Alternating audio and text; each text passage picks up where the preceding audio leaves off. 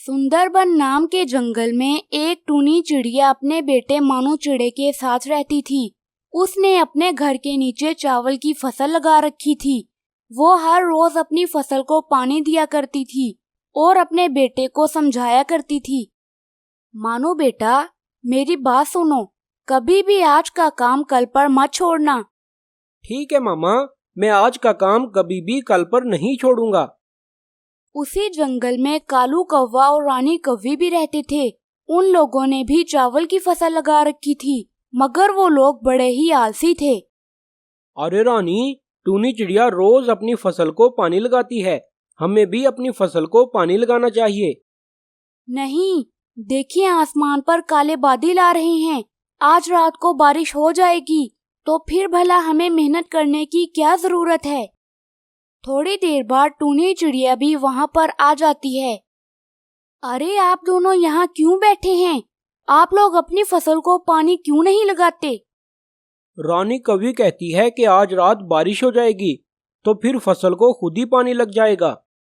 और अगर आज रात को बारिश ना हुई, तो फिर आप लोग क्या करोगे? अरे चुप कर मनहूस कहीं की, तुम हमेशा ऐसी बातें ही क्यों करती हो? तुम जाकर अपना काम करो, हम अपनी फसल को खुद देख लेंगे।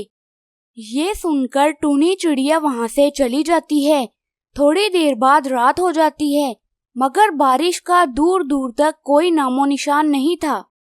अरे रानी, बारिश का तो दूर दूर तक कोई अता पता नहीं। तुम्हें किसने कहा था कि आज रात बारिश होगी? वो कबूतर का बच्चा आया था मुझे ये बात बताने। मैं ही पागल थी जो उसकी बात पर विश्वास कर लिया। कल मिले वो मुझे कहीं पर, फिर मैं उसे बताऊंगी। थोड़ी देर बाद सुबह हो जाती है और टूनी चिड़िया और मानू चिड़ा रोज की तरह अपनी फसल को पानी लगाने लग जाते हैं, मगर कालू कौवा और रानी कौवी रोज की तरह अपने खेत में आराम कर रहे थे। अरे रानी, चलो आज हम लोग भी अपनी फसल को पानी लगा ही लेते हैं।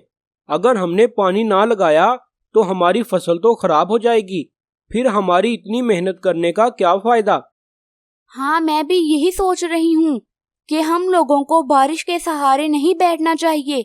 चलो हम लोग भी अपनी फसल को पानी लगाते हैं। कालू कौवा और रानी कौवी भी आखिरकार अपनी फसल को पानी लगाने लग जाते हैं। तभी कुछ दिनों बाद फसल पककर तैयार हो जाती है। टूनी चिड़िया और मानू चिड़ा अपनी फसल को काटकर घर ले जाते हैं। तभी टूनी चिड़िया कालू कौवे और रानी कौवी के पास आ जाती है। क्या हुआ टूनी चिड़िया, तुम इतनी जल्दी जल्दी में हमारे पास क्यों आई हो? कौवे भैया, मैं आपको ये बताने आई हूँ कि आज रात बहुत जोर की बारिश होगी, तो आप लोग अपनी फसल को काट लें। अरे टूनी चिड़िया, तुम रोज आ जाती हो हमें हुक्म देने, अब क्या हम तुम्हारी हर बात मानेंगे? चलो जाओ, जाकर अपना काम करो। हम लोगों का जब मन करेगा हम अपनी फसल को काट लेंगे। तुम्हें हमारी चिंता करने की कोई जरूरत नहीं।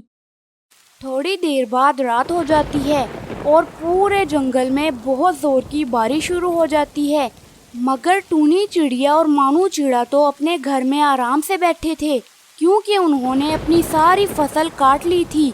और दूसरी तरफ कालू कौवे और रानी कौवी को अपनी फसल की बहुत चिंता लगी थी। अरे रानी, टूनी चिड़िया ठीक कहती थी, हमें उसकी बात मान लेनी चाहिए थी। अब देखो हमारी सारी फसल बारिश में खराब हो जाएगी। हाँ कौवे मियाँ, आप ठीक कहते हो। हमने टूनी चिड़िया की बात ना मानकर बहुत बड़ी गलती कर दी। हमारी सारी मेहनत पर पानी फिर गया है। तो प्यारे दोस्तों, इस कहानी से हमें ये सबक मिलता है कि हमें आज का काम कल पर कभी नहीं छोड़ना चाहिए। सुंदरबन नाम के जंगल में बहुत सारे पक्षी रहते थे। उस जंगल में बरसात का मौसम शुरू होने वाला था।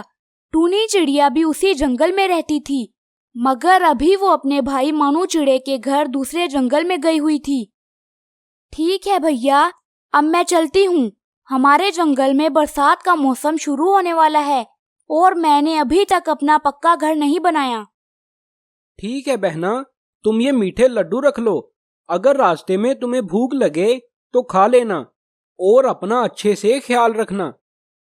तभी टूनी चिड़िया वहाँ से चली जाती है और थोड़ी ही देर में वो अपने जंगल में पहुँच जाती है। मैं पहले जंगल से लकड़ियां तलाश कर लेती हूँ।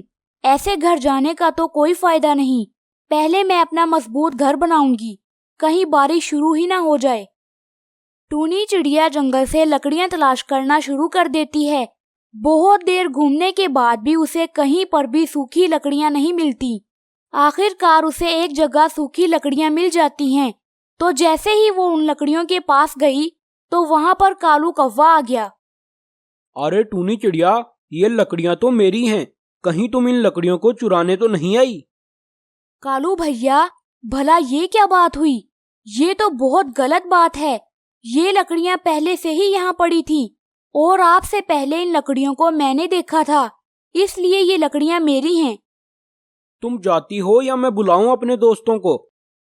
टूनी चिड़िया ये जानती थी कि वो लकड़ियां कालू कौवे की नहीं हैं, मगर वो उसका मुकाबला नहीं कर सकती थी, इसलिए वो चुपचाप वहां से चली जाती है। थोड़ी देर बाद पूरे जंगल में बरसात का मौसम शुरू हो जाता है और गरज चमक के साथ बारिश शुरू हो जाती है। ऐसा लग रहा था जैसे दिन के समय ही रात हो गई हो। टूनी चिड़िया अपने घर में बैठी हुई थी, तभी उसका घर जोर जोर से हिलने लगता है। अरे ये क्या? मैं जानती थी कि मेरा घर बहुत कमज़ोर है, मगर इतना कमज़ोर है मैं ये नहीं जानती थी।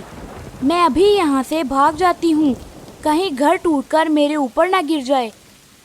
ये कहकर टूनी चिड़िया वहाँ से चली जाती है और सीधा कालू कौवे के घर पहुँच जाती है।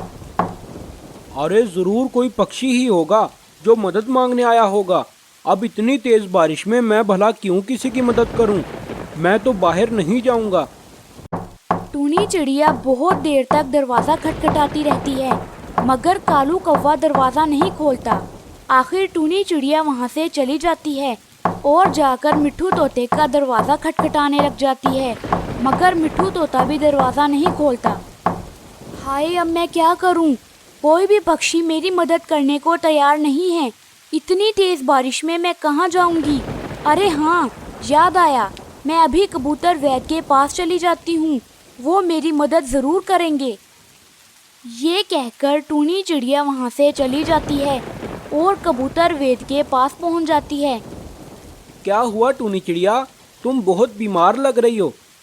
जी वेद भाई, मैं बहुत देर से बारिश में भीग रही हूँ, इसीलिए मेरी ये हालत हो गई। क्यों टूनी चिड़िया, तुम बारिश में क्यों भीग रही हो? क्या तुम्हारे पास अपना घर नहीं है? मेरा घर तो बहुत कमज़ोर हो चुका था। जैसे ही बारिश शुरू हुई तो वो टूटकर नीचे गिर गया। तो तुम किसी और पक्षी से मदद मांगने क्यों नहीं गई? मैं गई थी उनसे मदद मांगने, मगर किसी ने भी दरवाज़ा नहीं खोला। अरे ये तो बहुत बुरा हुआ। चलो कोई बात नहीं टूनी चिड़िया, तुम परेशान ना हो। मैं तुम्हें एक दवाई देता हूँ। ये दवाई तुम जाकर किसी फल वाले पेड़ के ऊपर डाल देना, तो वहाँ पर एक फल बहुत बड़ा हो जाएगा। तुम उसे खोखला करके उसके अंदर अपना घर बना लेना। वेद जी, आपका बहुत बहुत धन्यवाद। आपने इस मुसीबत की घड़ी में मेरी बहुत मदद की। टूनी चिड़िया वो दवाई लेकर वहाँ से चली जाती है और जाकर एक फल वाले पेड़ के ऊपर डाल देती है, तो वहाँ पर एक फल बहुत बड़ा हो जाता है। तभी टूनी चिड़िया उसके अंदर अपना घर बनाकर रहना शुरू कर देती है। इस तरह वो बारिश से बच जाती है